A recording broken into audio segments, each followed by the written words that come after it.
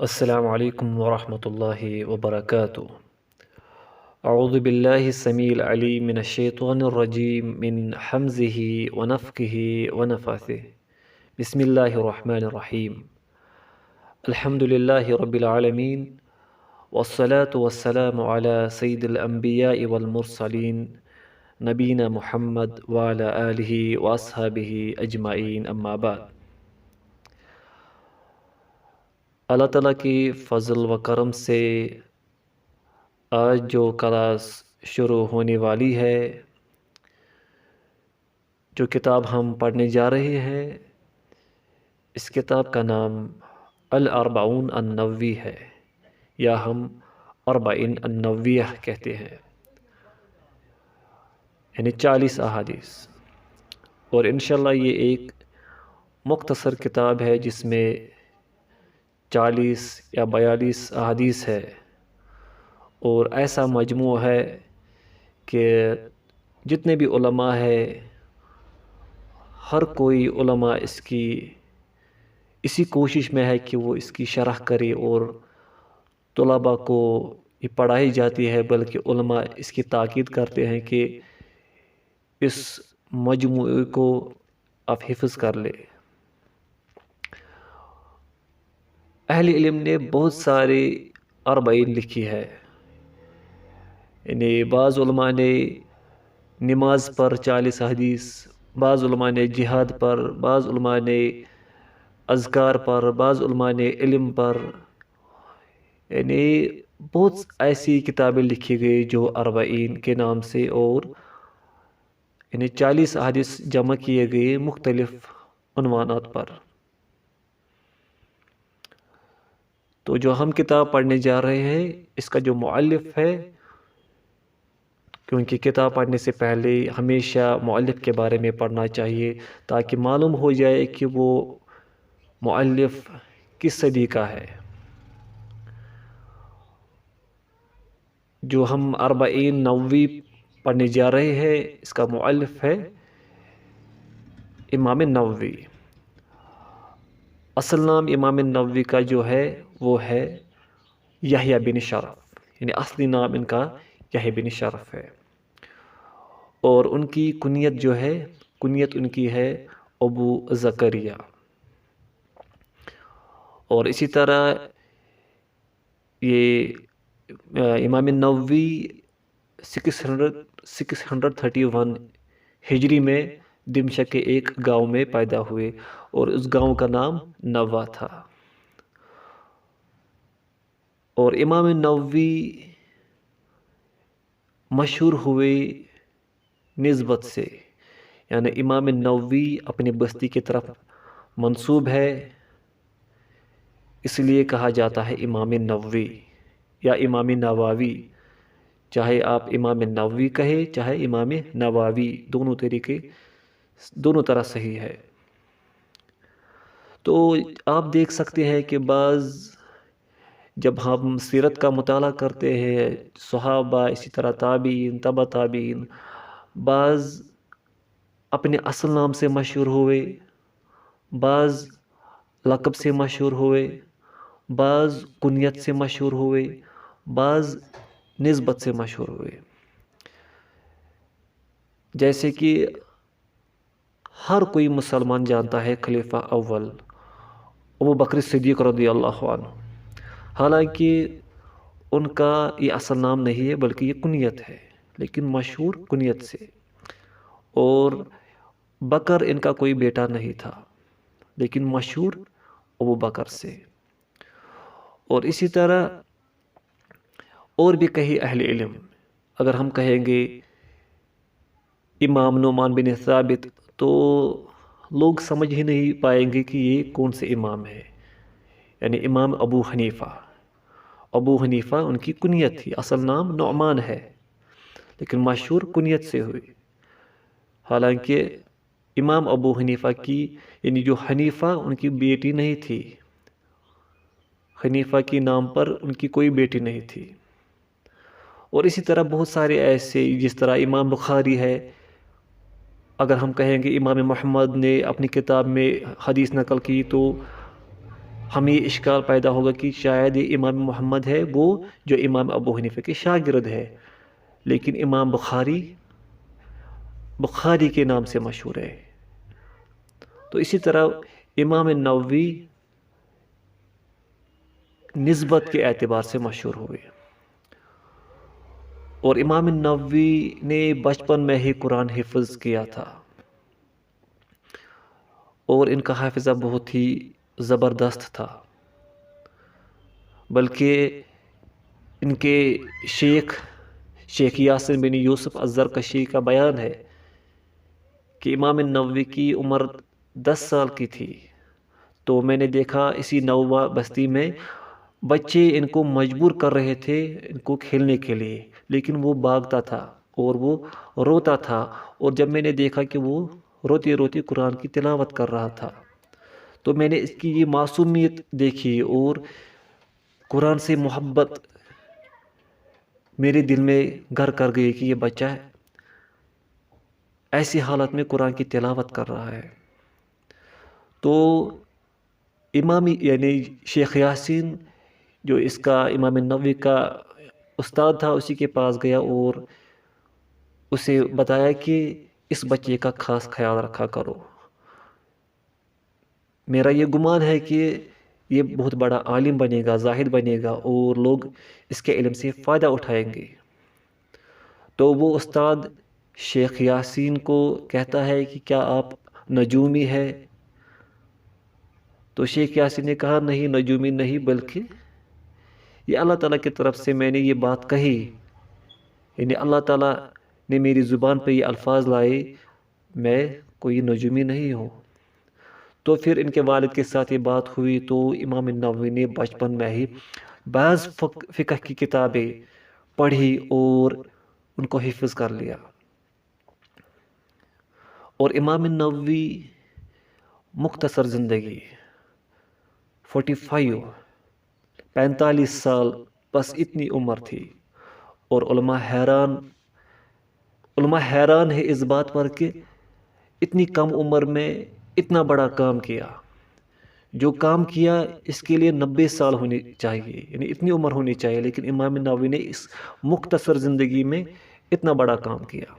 اور امام نووی بہت سادگی کے ساتھ زندگی بسر کرتے تھے، بلکہ کھانے میں زیادہ رغبت نہیں تھی، کھانا بہت کم کھاتے تھے، دن رات صرف ایک بار کھانا کھاتے اور سوتے بھی کم، بلکہ امام نووی دن بھر 12 اسباق پڑھتے تھے۔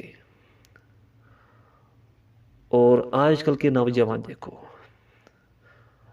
اب ہم غور کریں گے بھائی اور بہنوں، اس پر غور کرو کہ امام نووی نے بچپن میں یعنی فقہ کی کتابیں پڑھی، حالانکہ فقہ کی کتاب انسان تب سمجھ سکتا ہے جب وہ بالغ ہوتا ہے، یعنی ایسے مسائل ہوتے ہیں جو بالغ ہی سمجھ سکتا ہے، لیکن امام نووی نے بچپن میں ہی وہ کتابیں یاد کی تھی۔ اور ایسی بہت ساری کتابیں ہیں امام نووی کی جو بہت مشہور ہے، اپنی بہت ساری کتابیں لکھی، جس طرح کتاب المجموع، شرح المہذب للشیرازی ہے، اسی طرح ریاض الصالحین ہے، وہ بھی بہت بڑی مشہور کتاب ہے آداب پر۔ اسی طرح صحیح مسلم کی شرح المنہاج جو سب سے معتبر، جو عربی میں شرح مانی جاتی ہے، جس طرح صحیح البخاری کی شرح فتح الباری مانی جاتی ہے، اسی طرح صحیح مسلم کی شرح سب سے معتبر مانی جاتی ہے، کس کی؟ امام نووی کی۔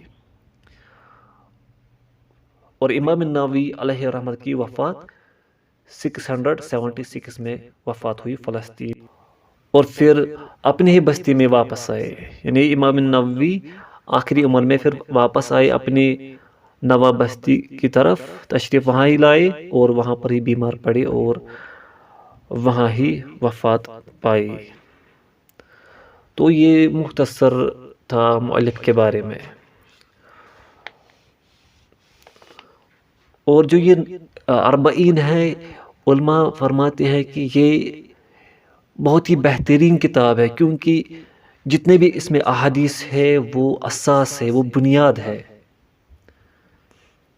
بلکہ امام احمد رحمۃ اللہ فرماتے ہیں، حالانکہ امام احمد بن حنبل رحمۃ اللہ کو 8 لاکھ احادیث حفظ تھی، اور ان کی کتاب دیکھیے مسند احمد جو اس وقت مطبوع ہے، شیخ شعیب ارناؤت نے اس پر تحقیق کی، 50 والیوم میں ہے وہ کتاب، یعنی الپل اس میں 40,000 احادیث ہے۔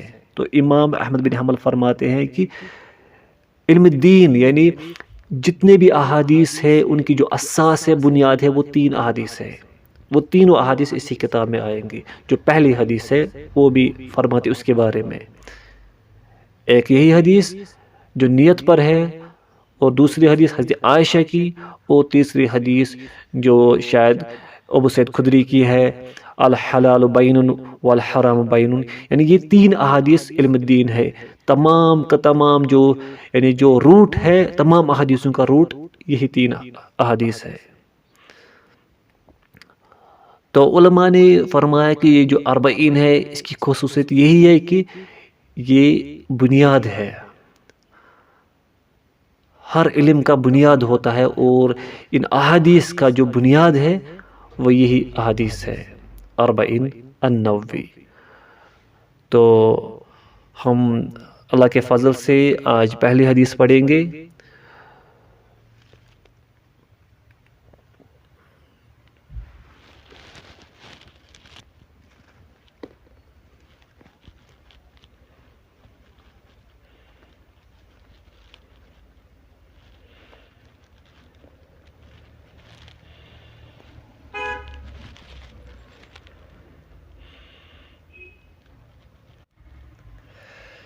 پہلی حدیث ہم پڑھیں گے، اور بہنوں اور بھائیوں یہ بھی یاد رکھو کہ بہتر یہی ہوگا کہ آپ اس متون کو، ان احادیث کو حفظ کر لو، کیونکہ جب آپ یہ حفظ کریں گے پھر اگر کوئی عالم آپ سے پوچھے گا کہ کیا آپ کو کچھ احادیث یاد ہے، جب آپ یہ کہو گی کہ مجھے 40 کی کتاب حفظ ہے، تو وہ سمجھ سکتا ہے کہ یہ طالب علم واقعی طالب علم ہے، کیونکہ اس نے بنیادی احادیث حفظ کی، اور پھر آپ ان احادیث کی بدولت بہت کچھ سمجھ سکتے ہیں۔ جو بھی آپ حدیث پڑھو گے، آپ کوئی نہ کوئی حدیث کسی نہ کسی حدیث کے ساتھ کنیکٹ کرو گے، کیونکہ یہ حدیث اور جو انشاءاللہ ہم شرح پڑھیں گے وہ مختلف اہل علم کی شرح ہوگی، اور جس وقت یعنی اس وقت بہت سارے ایسے علماء ہیں، عرب علماء ہے، بہت سارے ایسے علماء جنہوں نے اس کی شرح کی ہے، تمام مذاہب ہے، چاہے حنفی، شافعی، مالکی، حنبلی، سب میں یہ کتاب مقبول ہے۔ ہر کسی عالم نے یہ کوشش کی ہے کہ اس کی شرح کی جائے، تو کسی عالم نے یہ نہیں کہا کہ اس کی شرح فلاں نے کی تو میں کیوں کروں، نہیں۔ اب دیکھیے سعودی عرب کی بہت بڑی محدث الشیخ محسن العباد حافظہ اللہ، انہوں نے اس کی شرح کی، اور پھر اس کے بیٹے نے بھی اس کی شرح کی، الشیخ عبدالرزاق البدر حفظہ اللہ۔ اسی طرح صالح فوزان کی شرح ہے، صالح عثیمین کی شرح ہے، اور بھی کئی علماء ہے جن کی آپ شرح پڑھ سکتے ہیں، لیکن وہ عربی میں ہے۔ تو انشاءاللہ کوشش کریں گے انہی کا خلاصہ آپ کے سامنے میں بیان کروں گا۔ تو ہم انشاءاللہ حدیث پڑھیں گے۔ الحدیث الاول، پہلا حدیث، عن امیر المؤمنین ابی حفص عمر بن الخطاب رضی اللہ عنہ قال سمعت رسول اللہ صلی اللہ علیہ وسلم یقول انما الاعمال بالنیات وانما لكل امرئ ما نوى فمن كانت هجرته الى الله ورسوله فهجرته الى الله ورسوله ومن كانت هجرته للدنيا يصيبها او امرأة ينكحها فهجرته الى ما هاجر اليه۔ رواه امام المحدثین ابو عبد اللہ محمد بن اسماعیل بن ابراہیم بن مغیرہ بن بردزبہ البخاری الجعفی و ابو الحسین مسلم بن و ابو الحسین مسلم بن و ابو الحسین مسلم بن الحجاج بن مسلم القشیری نیسابوری رضی اللہ عنہما فی صحیحیہما الذین ہما اصح الکتب المصنفہ ان امیر المؤمنین، یعنی امیر المؤمنین سے، مسلمانوں کا جو امیر ہے خلیفہ ثانی وہ حضرت عمر فاروق رضی اللہ عنہ ہے۔ تو مسلمان کا یہ عقیدہ ہونا چاہیے کہ وہ خلیفہ ثانی ہے اور مسلمانوں کا امیر ہے۔ ابو حفص یہ یہاں پر مضاف الیہ ہے، ابو حفص ان کی کنیت تھی، حالانکہ حفص ان کا کوئی بیٹا نہیں تھا، لیکن کنیت ابو حفص تھی۔ اور میں نے پہلے بھی بتایا کہ بعض لوگ نسبت کے اعتبار سے مشہور ہوئے، بعض لوگ یا بعض صحابہ جن کی کنیت تھی لیکن ان کا بیٹا کوئی نہیں، جس طرح حضرت عائشہ رضی اللہ تعالی عنہا، ان کی کنیت ام عبداللہ، حالانکہ ان کا کوئی بیٹا نہیں تھا۔ تو یہاں پر ابو حفص ان کی کنیت ہے اور حفص ان کا کوئی بیٹا نہیں تھا۔ حفص کہتے ہیں عربی میں شیر کو، لائن، یعنی واقعی حضرت عمر فاروق رضی اللہ عنہ بہادر اور شیر تھے۔ عمر بن الخطاب رضی اللہ عنہ، عمر ان کا اصل نام ہے اور خطاب ان کے والد کا نام ہے رضی اللہ عنہ۔ اور یہ بھی یاد رہے جب صحابہ اور ان کے والد کا نام آئے تو اگر دونوں مسلمان ہیں، دونوں صحابہ ہیں، تو ہم رضی اللہ عنہما پڑھیں گے، لیکن اگر والد مسلمان نہیں ہوا تو صرف رضی اللہ عنہ۔ مثال کے طور پر اگر ہم کہیں گے عبداللہ بن عمر تو ہم کہیں گے رضی اللہ عنہما، لیکن اگر والد مسلمان نہیں ہوگا تو ہم صرف رضی اللہ عنہ واحد کے لیے استعمال کریں گے۔ خطاب ان کے والد کا نام اور انہوں نے اسلام قبول نہیں کیا۔ قال، حضرت عمر فاروق فرماتے ہیں سمعت رسول اللہ صلی اللہ علیہ وسلم، میں نے خود، یعنی میں نے رسول اللہ صلی اللہ علیہ وسلم سے سنا۔ آپ سمجھ رہے ہیں، یعنی حضرت عمر فاروق کہتے ہیں کہ میں نے خود سنا۔ تو یہ جو حدیث ہے یہ صحیح بخاری کا پہلا حدیث ہے، امام بخاری نے پہلے حدیث جو لائی ہے وہ یہی ہے صحیح بخاری میں، اور یہ حدیث غریب ہے۔ غریب سے مراد جو اصول حدیث پڑھتے ہیں انہیں معلوم ہے کہ غریب حدیث کسے کہتے ہیں، یعنی صرف حضرت عمر فاروق رضی اللہ عنہ اس حدیث کا راوی ہے، صرف ایک صحابی اس حدیث کا راوی ہے، اور پہلا حدیث ہے صحیح بخاری میں۔ فرماتے ہیں کہ میں نے خود سنا رسول اللہ صلی اللہ علیہ وسلم سے، یقول، وہ فرماتے ہیں انما الاعمال بالنیات، تمام اعمال کا جو دارمدار ہے وہ کس پر ہے؟ نیت پر۔ نیات اس کی جمع ہے، نیت کہتے ہیں دل کے ارادے کو، محلہ القلب، اس کی جو جگہ ہے وہ کیا ہے؟ وہ ہے دل۔ زبان سے نیت کے الفاظ ادا کرنا ثابت نہیں ہے، نہ رسول اللہ صلی اللہ علیہ وسلم سے ثابت ہے، نہ صحابہ سے ثابت ہے، نہ تابعین سے ثابت ہے، بلکہ یہ بات کی پیداوار ہے، اور زبان کے ساتھ نیت کے الفاظ ادا کرنا بدعت ہے۔ جو لوگ کہتے ہیں ہم ظہر کی نماز پڑھتے ہیں 4 رکعت امام کے پیچھے قبلہ رخ ہو کر، یعنی زبان کے ساتھ نیت ادا کرتے ہیں، تو وہ بدعت ہے۔ شیخ الاسلام ابن تیمیہ فرماتے ہیں اگر کسی شخص کو حضرت نوح علیہ السلام کی عمر دی جائے گی 950 سال، پھر اسے کہیں گے کہ تحقیق کرو کہ زبان کے ساتھ الفاظ ڈھونڈ کر لے آؤ، تو وہ خالی ہاتھ آئے گا سوائے جھوٹ کے، یعنی جھوٹ بول سکتا ہے لیکن ثابت نہیں کر سکتا ہے۔ بلکہ بعض اہل علم احناف کے علماء نے بھی یہ کہا ہے کہ یہ زبان کے ساتھ الفاظ کے ساتھ نیت پڑھنا وہ بدعت ہے۔ جس طرح ماہ سیام میں ہم دیکھتے ہیں، سنتے ہیں کہ بعض لوگ پڑھتے بھی ہے، یا ریڈیو پر آپ نے سنا بھی ہوگا، تو پڑھتے ہیں وَبِصَوْمٍ غَدٍ نَوَيْتُ مِنْ شَهْرِ رَمَضَانَ، وہ کوئی حدیث ہے ہی نہیں، پتہ نہیں کس نے وہ الفاظ گڑے ہیں۔ تو زبان کے ساتھ نیت کے الفاظ ادا کرنا بدعت ہے۔ تو رسول اللہ صلی اللہ علیہ وسلم نے فرمایا تمام اعمال، جتنے بھی آپ اعمال کرو گی، ان کا انحصار نیت پر ہے۔ وَإِنَّمَا لِكُلِّ امْرِئٍ مَّا نَوَىٰ، اور ہر کسی کے لیے وہی ہے جس نے اس کی نیت کی ہو۔ امر کہتے ہیں آدمی کو. تو یہاں پر مراد یہ ہے کہ چاہے وہ مرد ہو چاہے وہ عورت ہو، جس کے لیے اس نے نیت کی ہو. فمن كانت ہجرته الى اللہ ورسولہ، پس جس نے ہجرت کی اللہ اور اس کے رسول کے لیے. ہجرت کسے کہتے ہیں؟ عربی میں کہتے ہیں ہجرت ترک کرنا، چھوڑنا کوئی بھی بات، چاہے گناہ سے آپ ہٹے وہ بھی ہجرت ہے. لیکن جب شرعی معنی یہ ہے الانتقال من دار الکفر الى دار السلام، یعنی مائگریشن کرنا، ہجرت کرنا دار الکفر سے، جہاں پر وہ اپنی جو عبادات ہے فرائض ہے وہ انجام اچھی طرح سے نہیں ادا کرتا ہوگا، تو وہ کیا کرے گا؟ وہ دار اسلام میں ہجرت کرے گا.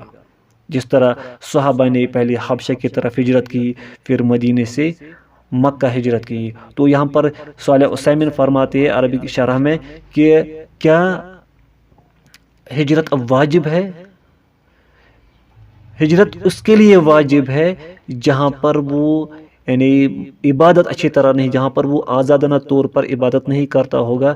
اگر اس کے لیے استطاعت ہے کہ وہ ہجرت کرے تب اس کے لیے واجب ہے. تو ہجرت یہی ہے کہ چاہے کوئی انسان جس بستی میں رہتا ہوگا، اگر وہاں پر وہ اچھی طرح عبادت نہیں کرتا ہوگا، اچھی طرح عبادت اسے یعنی اس کو ڈر ہوگا کہ اگر میں عبادت کھلے عام کروں گا تو مجھ پر مصیبت آئے گی، تو اگر اس کے لیے یہ گنجائش ہے کہ وہ کسی اور ملک میں جا سکتا ہے اور وہ اچھی طرح جا بھی سکتا ہے، کوئی پریشانی نہیں ہوگی، تب اس کے لیے ہجرت واجب ہے. تو پھر رسول اللہ صلی اللہ علیہ وسلم نے فرمایا فَهِجْرَتُهُ إِلَى اللَّهِ وَرَسُولِهِ، یعنی اس کی ہجرت واقعی اللہ اور اس کے رسول کے لیے، یعنی جب نیت درست ہو اللہ اور اس کے رسول کے لیے ہجرت کرے گا تو وہ واقعی صحیح ہجرت ہوگی. وَمَنْ كَانَتْ هِجْرَتُهُ لِلدُّنْيَا، اور جس نے ہجرت کی کس کے لیے؟ دنیا یصیبها، دنیا کو پانے کے لیے، او امرأۃ ینکحها، یا کسی عورت کی خاطر نکاح کی خاطر ہجرت کی، مائگریشن کی، تو فہجرتہ الی ما ہاجر الیہ، پس اس کی ہجرت اسی کے لیے جس کے لیے اس نے ہجرت کی. اور اس روایت کو محدثین کے دو امام بخاری اور امام مسلم، انہوں نے اپنی یعنی یہ متفق علیہ حدیث ہے، صحیح بخاری میں بھی ہے اور صحیح مسلم میں بھی ہے. تو دار مدار کس پر ہے؟ دار مدار نیت پر ہے. آپ سمجھے؟ یعنی نیت جب درست ہو تبھی آپ کے اعمال درست ہوں گے. ایسا نہیں ہے کہ بس نیت کرو گے تو دل کچھ اور کہتا ہوگا، جس طرح بعض جاہل لوگ کہتے ہیں کہ بس داڑھی رکھنے سے کیا ہوگا، نیت درست ہونی چاہیے، میرے دل میں نیت ہے کہ داڑھی، لیکن چہرے پر نہیں، بلکہ وہ غلط ہے. بلکہ نیت شرعی معنی یہ ہے کہ نیت کے ساتھ عمل متصل ہے اور نیت درست ہونی چاہیے. جیسے کہ رسول اللہ صلی اللہ علیہ وسلم نے فرمایا، صحیح مسلم کی حدیث ہے کہ اللہ کے سامنے 3 شخصوں کو کھڑا کیا جائے گا. ایک عالم ہوگا، قاری ہوگا، دوسرا سخی ہوگا، سخاوت کرنے والا ہوگا، اور تیسرا مجاہد ہوگا. عالم کیا کہے گا؟ اے اللہ، میں نے تیرے لیے علم حاصل کیا، لوگوں کو پڑھایا، لوگوں کو سکھایا. یعنی ہم یہ کہہ سکتے ہیں کہ وہ دن رات دعوت کا کام کرتا تھا. وہ یہی کہے گا کہ میں نے تیرے لیے کیا. اور سخی کیا کہے گا؟ سخی کہے گا اے اللہ، میں نے تیرے لیے خرچ کیا، غریبوں پر خرچ کیا، مساجد تعمیر کی، ادارے تعمیر کی، غریبوں کو حج کروایا، غریب لڑکیوں کو نکاح کروایا، ان پر پیسے لوٹا دیے، بس تمہارے لیے. یعنی میری نیت صرف اللہ کی رضا تھی. اور مجاہد کہے گا اے اللہ، میں نے تیرے لیے لڑا، کفار کے ساتھ لڑا، قتال کیا، ان کے ساتھ قتال کرتے کرتے میں مر گیا، یعنی میں شہید ہو گیا. یہ میں نے تیرے لیے کیا، تو اللہ تعالیٰ کیا کہے گا؟ نہیں، تم لوگ جھوٹ کہتے ہو۔ عالم سے کہا جائے گا کہ تو یہ چاہتا تھا کہ تجھے لوگ عالم کہے، بس تجھے لوگوں نے کہا، تجھے شیخ الاسلام کہا گیا، تجھے علامہ کہا گیا، تجھے فلاں محدث العصر کہا گیا، شیخ الحدیث کہا گیا، ایسے القاب تجھے مل گئے، بس تو یہی چاہتا تھا کہ لوگ تجھ سے راضی ہو جائے، تو لوگ راضی ہو گئے، وہ تجھے مل گیا جو تو چاہتا تھا۔ ایسے ہی سخی جو سخاوت کرنے والا ہوگا اسے بھی یہی کہا جائے گا، اور مجاہد کو بھی یہی کہا جائے گا۔ بس فرشتوں کو حکم دیا جائے گا ان تینوں کو گھسیٹ کر منہ کے بل جہنم میں پھینک دیا جائے، یعنی کو پھینک دو جہنم میں۔ جس طرح ہم اپنے پاؤں پر چلتے ہیں اسی طرح ان کو چہرے کے بل چلنا ہوگا، گھسیٹ کر فرشتے لے جائیں گے اور جہنم میں داخل کریں گے، کیونکہ ان کی نیت درست نہیں تھی۔ آج آپ دیکھیے اپنے آپ کو پڑھے لکھے کہنے والے، P H D, M Phil, M A, M S C, I S, K S, ان کی نیت کیا ہوتی ہے؟ لوگ ہمیں یہ کہے کہ یہ واقعی ایجوکیٹڈ ہے، یہ پڑھا لکھا ہے۔ ہم کیوں پڑھتے ہیں؟ پڑوسی خوش ہو جائے، میرے رشتہ دار خوش ہو جائے، وہ یہ کہے کہ یہ تو بہت ایجوکیٹڈ ہے، یہ تو بہت ہی یعنی ذہین ترین شخصیت ہے۔ تو ہماری نیت یہی ہوتی ہے کہ لوگ ہم سے راضی ہو جائے۔ تو بھائی اور بہنوں، اپنی نیت کو ہم ہر وقت یہ کوشش کریں کہ ہماری نیت درست ہو۔ اور اسی طرح مسند احمد کی روایت ہے، رسول اللہ صلی اللہ علیہ وسلم نے فرمایا، من صلی یرائی فقد اشرک، جس نے نماز پڑھی، حالانکہ نماز عبادت ہے، لیکن جب انسان نماز پڑھے گا کس لیے؟ یرائی، دکھاوے کے لیے، لوگوں کو دکھانا ہے کہ میں عابد ہوں، میں نمازی ہوں، لیکن کس لیے؟ یرائی، دکھاوے کے لیے، فقط اشرک، اس نے شرک کیا۔ ومن صام یرائی فقط اشرک، جس نے روزے رکھے کس لیے؟ لوگ یہ کہیں کہ یہ تو روزے دار ہے، یہ نوافل کے روزے کثرت سے رکھتا ہے، لیکن لوگوں کو کہتا ہے کہ میں روزے سے ہوں، لیکن اس کی نیت یرائی، لوگ یہ کہیں کہ یہ واقعی نیکوکار شخص ہے۔ تو رسول اللہ صلی اللہ علیہ وسلم نے فرمایا فقد اشرک، اس نے شرک کیا۔ اور اسی طرح ومن تصدق یرائی، جس نے صدقہ کیا، خیرات کیا، غریبوں کی مدد کی، مساجد تعمیر کی، ادارے تعمیر کیے، لیکن نیت کیا تھی؟ لوگ کہے کہ یہ بہت سخی ہے، نیکیوں میں یعنی تگ و دو کرتا ہے، اپنے پیسے خرچ کرتا ہے، لوگ اسے سخی کہے، لیکن یرائی، دکھاوے کے لیے، فقد اشرک، اس نے شرک کیا۔ تو بھائیوں اور بہنوں، سب سے بڑی دولت جو ہے وہ ہے خلوص، اخلاص کے ساتھ عبادت کرنا۔ جب ہم اخلاص کے ساتھ، اخلاص کی بنیاد پر عبادت کریں گے تو ہماری عبادت قبول کی جائے گی۔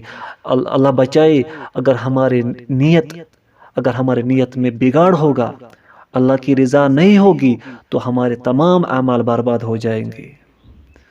اور یہی حدیث، یہ بنیاد ہے۔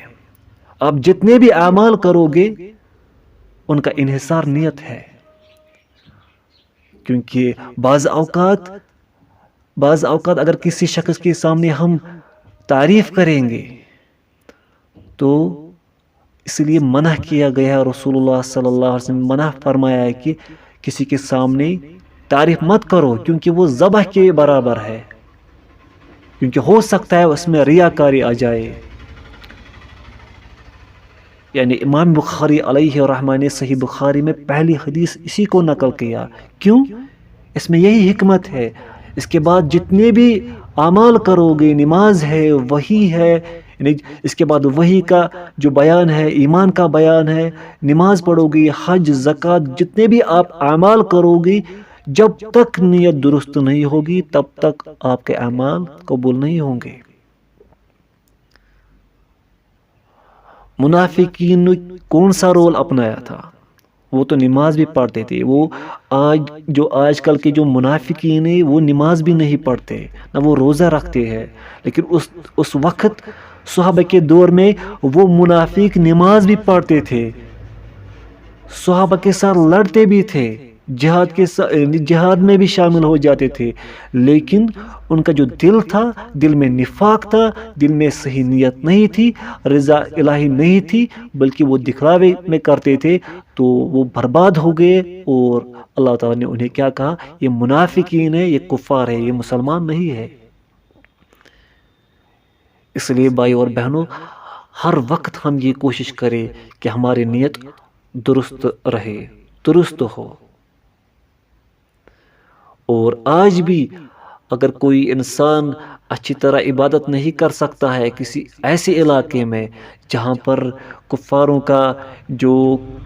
مسلمانوں کو نماز پڑھنے سے روکتے ہیں بہت سختی کے ساتھ، وہ نماز نہیں پڑھتے، وہ صحیح اعمال نہیں کر پاتے ہیں، لیکن ان کی استطاعت یہ ہے کہ وہ دوسری جگہ جائے تو انہیں ضرور جانا چاہیے. یہ بس ضروری نہیں کہ ایک ملک میں، بلکہ اگر کسی علاقے میں بھی، کسی سٹیٹ میں بھی، تو اس کے لیے ضروری ہے کہ وہ ہجرت کرے. یہ آج کی پہلی حدیث تھی 40 تو میں پھر سے آپ کو یہ بتانا چاہتا ہوں کہ جتنی کوشش آپ کرو ان احادیث کو حفظ کر لو، یاد کرو، اور اس کا ترجمہ بھی آپ یاد رکھو. اور یہ جو کتاب ہے 40 یہ سب سے مقبول کتاب ہے. آپ دیکھیے کہ امام نووی کب فوت ہوئے ہیں، لیکن نیت درست تھی، تبھی ہم اس وقت ان کی کتاب پڑھ رہے ہیں. ہم یہ نہیں کہتے کہ آپ ڈاکٹر مت بنو، انجینئر مت بنو، لیکن آپ دیکھو اپنے آس پاس کے لوگوں کو دیکھو. اگر کوئی ڈاکٹر ہوتا ہے، جب وہ فوت ہو جاتا ہے، پھر کون ان کا نام لیتا ہے؟ کوئی بھی نہیں. آپ دیکھو اس وقت عرب علماء، امام البانی رحمۃ اللہ کو دیکھو، علامہ ابن باز کو دیکھو، صالح العثیمین کو دیکھو، انہوں نے کون سی دنیا کی بڑی ڈگری حاصل کی تھی. لیکن ہم مجبور ہیں، قیامت تک آنے والے لوگ مجبور ہیں ان کا جو علم ہے وہ بیان کرنا ہے لوگوں کو. اب خود دیکھیں امام نووی کب کے، کیا انہوں نے پی ایچ ڈی کیا تھا؟ کیا انہوں نے آئی ایس کیا تھا؟ کیا انہوں نے کے ایس کیا تھا؟ جو اپنے ملک میں بڑی بڑی ڈگری مانی جاتی ہے، کیا کوئی ڈگری کی تھی؟ آپ بتاؤ، امام بخاری نے کون سی ڈگری کی تھی؟ امام مسلم نے کون سی ڈگری کی تھی؟ لیکن ان کا خلوص صحیح تھا. انہوں نے اس لیے اپنے آپ کو صرف کیا ہے اللہ تعالیٰ کے دین میں، اور ہم تک یہ علم پہنچایا، تبھی ہم اس وقت پڑھ رہے ہیں. حالانکہ 40 احادیث، کتنے صفحات آپ دیکھ بھی سکتے ہیں. اگر متون آپ جمع کرو گے بس 10-15 اوراق پر یہ جمع ہو جائیں گے. لیکن مجبور ہے کہ ہم اس وقت یہ کتاب پڑھ رہے ہیں اور نام امام نووی کا لے رہے ہیں. یہی ہے نیت. اور ہم علم حاصل کر رہے ہیں، اس کے لیے بھی نیت درست ہونی چاہیے. ایسا نہیں کہ آپ علم حاصل کرو بس آپ کہو گے نہیں یہ علم حاصل کرنا بورنگ ہے، تو آپ کی نیت میں بگاڑ ہے، تو آپ کو یہ اجر بالکل نہیں ملے گا. بلکہ مسلمان جو بھی عمل کرے گا، نیت دل میں یہ رکھو کہ اس پر مجھے اجر ملے گا. حتیٰ کہ صحیح بخاری یا صحیح مسلم، غالباً ان دونوں کتابوں میں حدیث مبارک ہے کہ رسول اللہ صلی اللہ علیہ وسلم نے فرمایا کہ اگر اپنی بیوی کو لقمان اس غرض سے، یعنی ثواب کی نیت میں اس کے منہ میں ڈالو گے، وہ لقمہ بھی آپ کے لیے صدقہ بن جائے گا. لیکن ہم عمل تو کرتے ہیں لیکن نیت نہیں ہوتی. ہم بس جب ہماری نیت نہیں ہوتی، جب ڈاکٹر یہ نیت رکھے گا کہ میں اس لیے پڑھتا ہوں تاکہ میں مریضوں کی عیادت کروں، مریضوں کی، یعنی میں ان کی مرہم کروں، مجھے اس پر اجر ملے گا، تو اس پر اجر ملے گا ضرور. لیکن جب وہ پڑھے گا دکھاوے کے لیے، اسی طرح جو نوکری کرے گا اسی لیے کہ لوگ مجھے یہ کہیں، تو اس کی نیت فاسد ہے اور اس کے اعمال برباد ہے، اور بربادی جہنم میں لے جائے گی. تو اللہ تعالیٰ سے دعا ہے اللہ تعالیٰ ہماری نیت کو درست فرمائے. اور میں سب بھائی اور بہنوں کو پھر سے یہ بتاتا ہوں کہ ان احادیث کو حفظ کرو، اور انشاءاللہ کوشش کرو کہ علم کے ساتھ رہو، کیونکہ جب انسان علم کے ساتھ رہتا ہے تو وہ گناہوں اور فتنوں سے بچتا ہے. والسلام علیکم ورحمۃ اللہ وبرکاتہ۔